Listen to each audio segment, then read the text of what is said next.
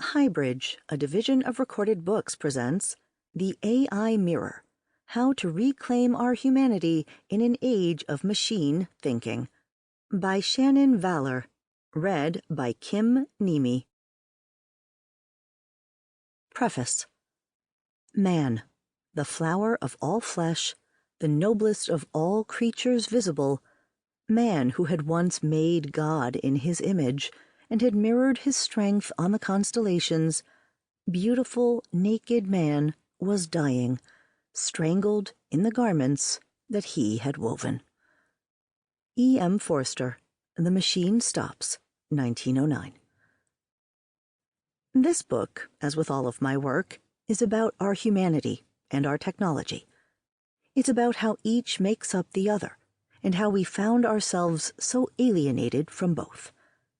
It's about how to find the courage to repair and heal a self-inflicted wound made long ago by a philosopher's futile attempt to cleave them apart.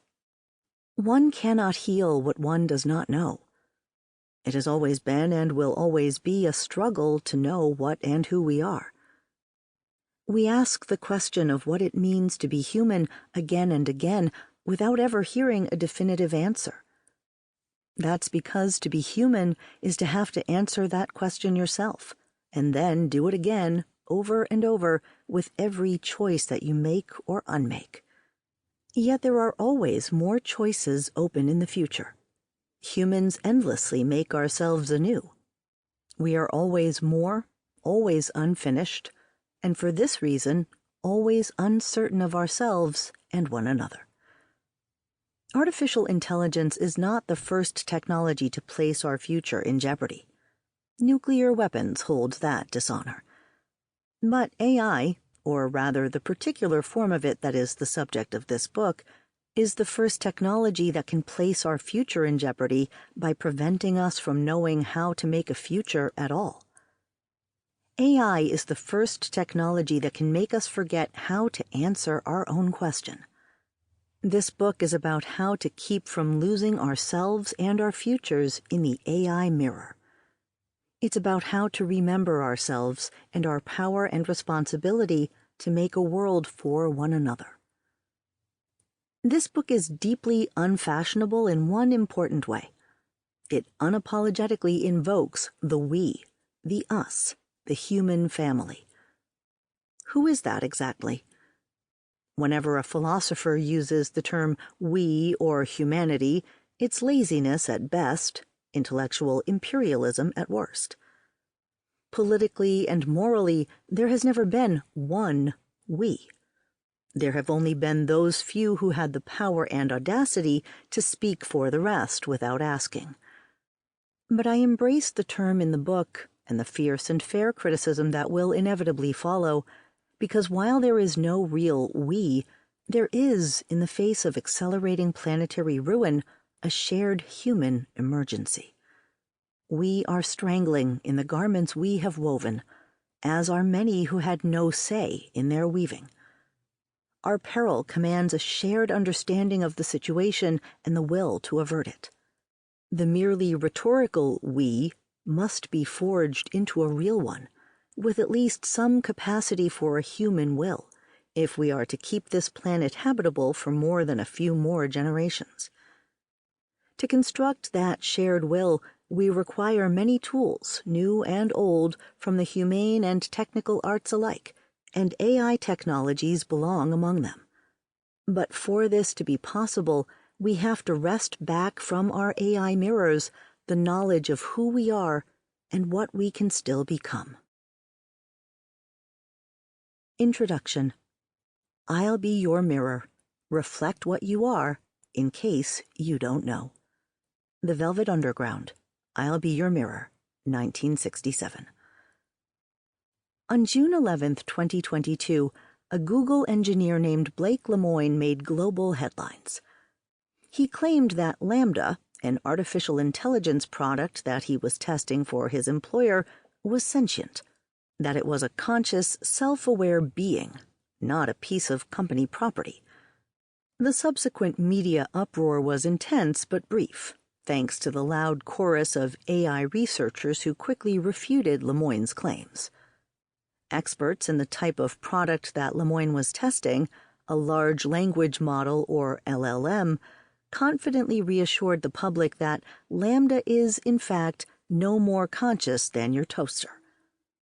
The debate within the AI community that followed was not about whether Lemoine was wrong, but about how wrong.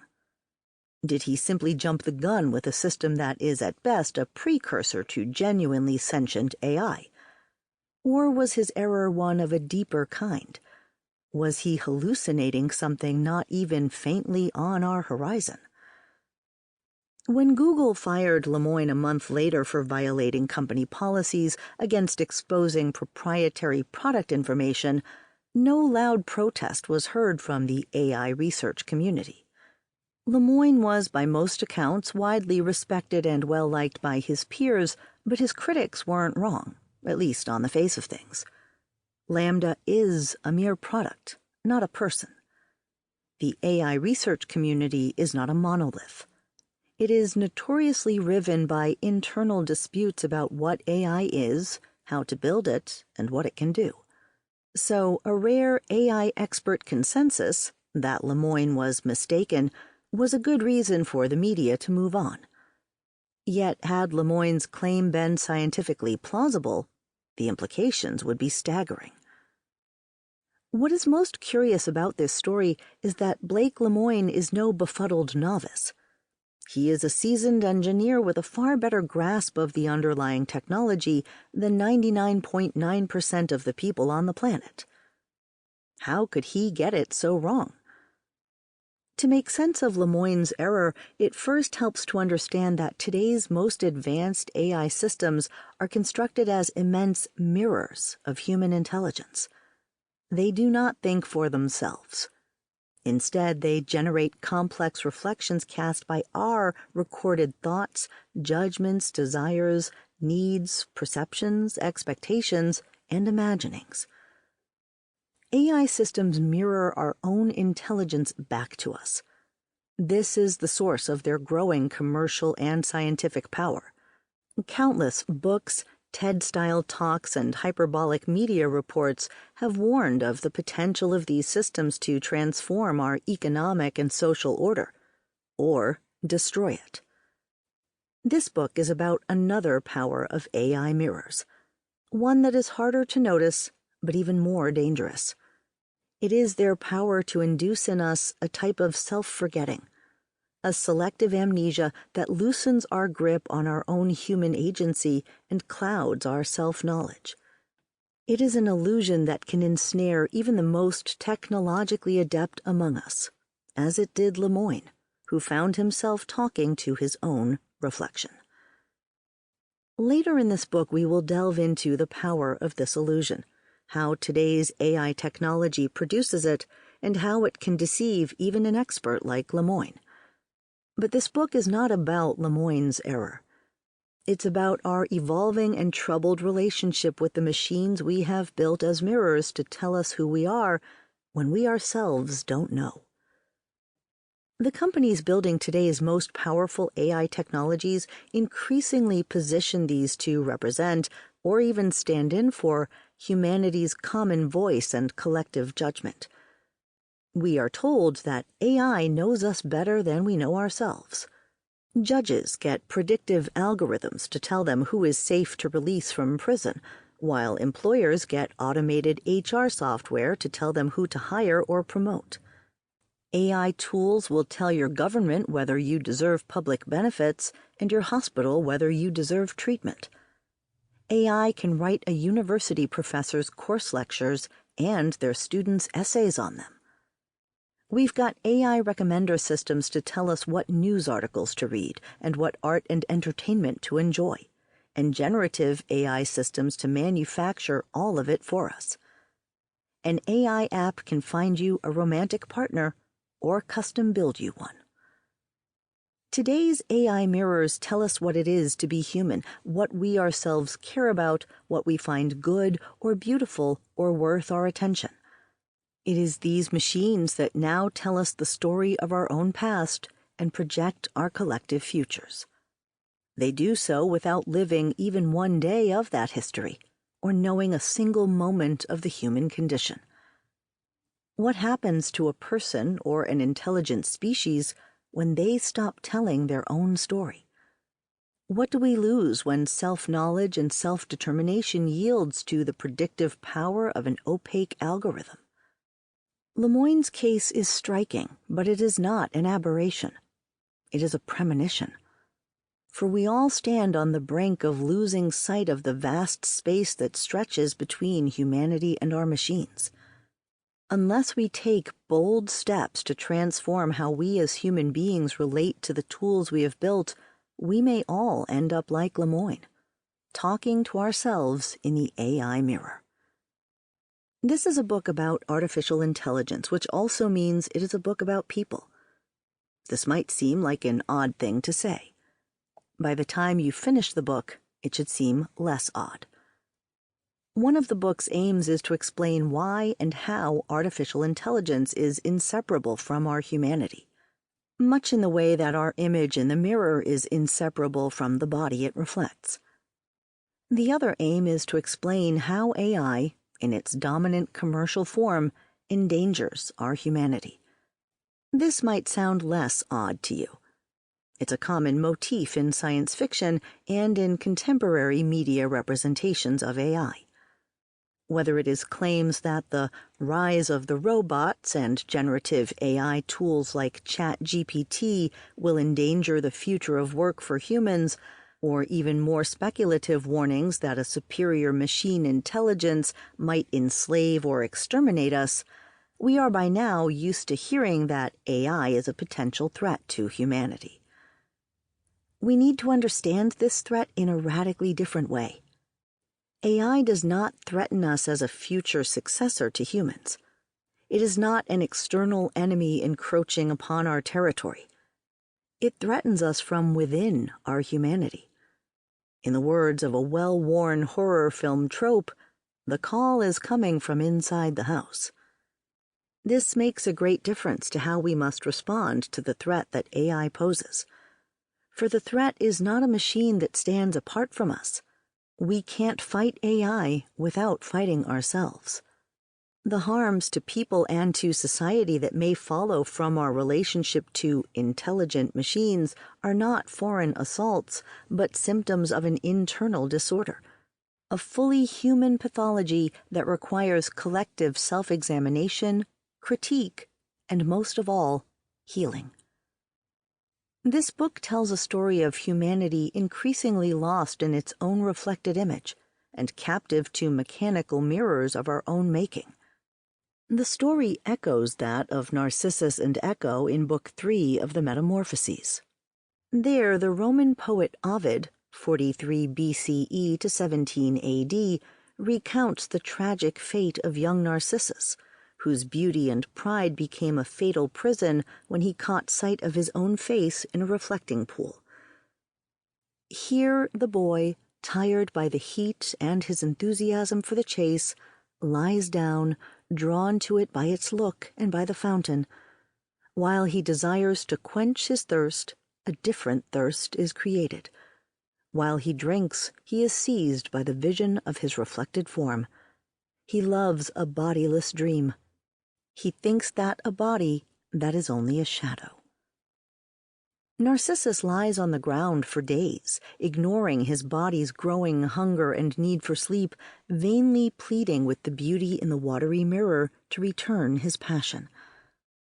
How often he gave his lips in vain to the deceptive pool, how often, trying to embrace the neck he could see, he plunged his arms into the water but could not catch himself within them. What he has seen he does not understand, but what he sees he is on fire for, and the same error both seduces and deceives his eyes. AI and related computing technologies increasingly function as a mirror of our humanity. It's a profoundly useful and illuminating mirror, yet one that also creates for us, like Narcissus, a mortal danger. The chapters of this book will articulate more fully why and how AI can be understood as a mirror. For now, it is enough to say that Like Narcissus's pool, we see in AI a vision of ourselves that enthralls us, captivates us in much the way that Narcissus was captivated. Here, captivated takes its literal meaning: fixated, confined, immobilized, held captive. Like Narcissus, we increasingly neglect the most essential and vital aspects of our embodied fragile humanity and situation in order to chase illusions of perfection in the machine mirror. Like Narcissus, many fervently chase in AI a bodiless dream. This time a dream of our cognitive perfection rather than perfection of our physical countenance. Like Narcissus, we readily misperceive in this reflection the seduction of an other, a tireless companion, a perfect future lover, an ideal friend, an unbiased judge, a foolproof collaborator. Yet, in truth, a thing with which we are increasingly left alone, talking to ourselves. Even more dangerously, our AI mirror projects a vision of human intelligence constructed entirely from the amalgamated data of humanity's past. This is why our dependence on these mirrors for self-knowledge risks leaving us captive like Narcissus, unwilling to move forward and leave behind what the mirror shows. At the very moment when accelerating climate change, biodiversity collapse, and global political instability command us to invent new and wiser ways of living together, AI holds us frozen in place, fascinated by endless permutations of a reflected past that only the magic of marketing can disguise as the future.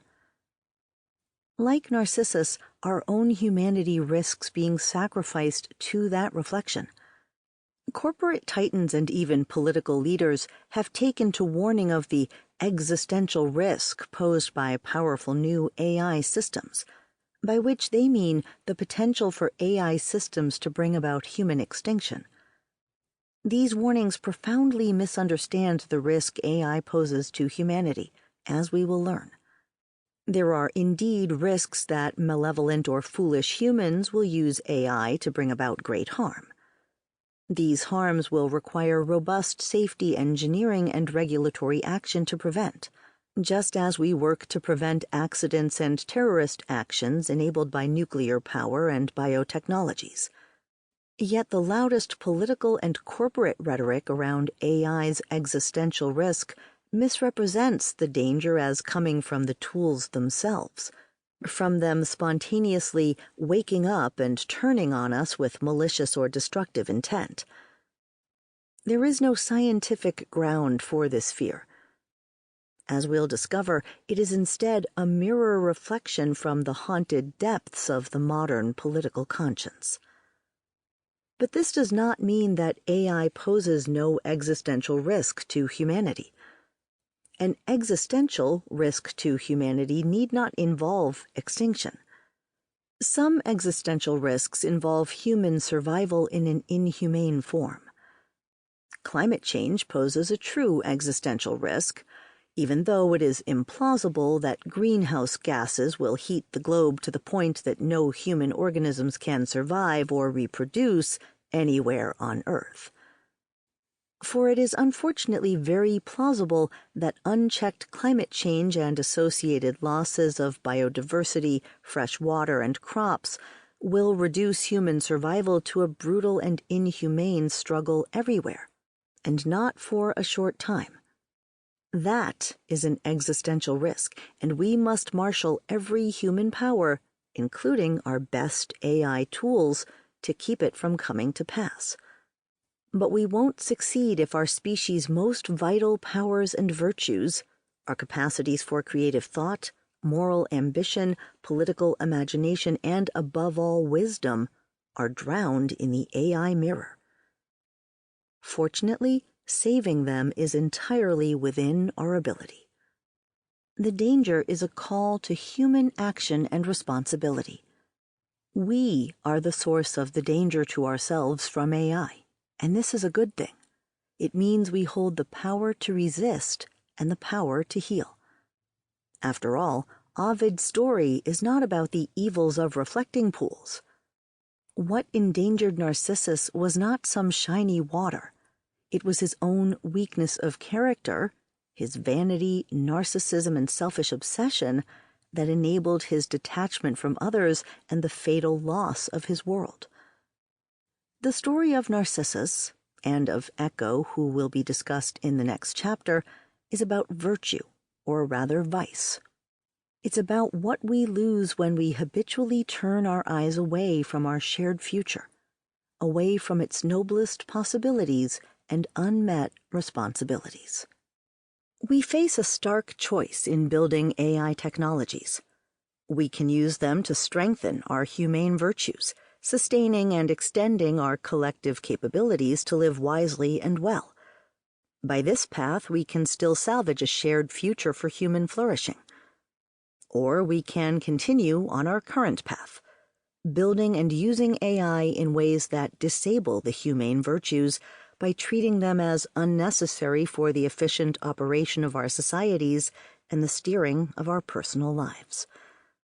As I recounted in my first book, Technology and the Virtues, for millennia humans have cultivated, alongside our artifacts and mechanical knowledge, rich traditions of moral knowledge of ourselves, of how to strengthen our character, how to restore our attention to what matters, how to seek not just information but wisdom, and how to nourish the relational bonds that sustain us in solidarity with others.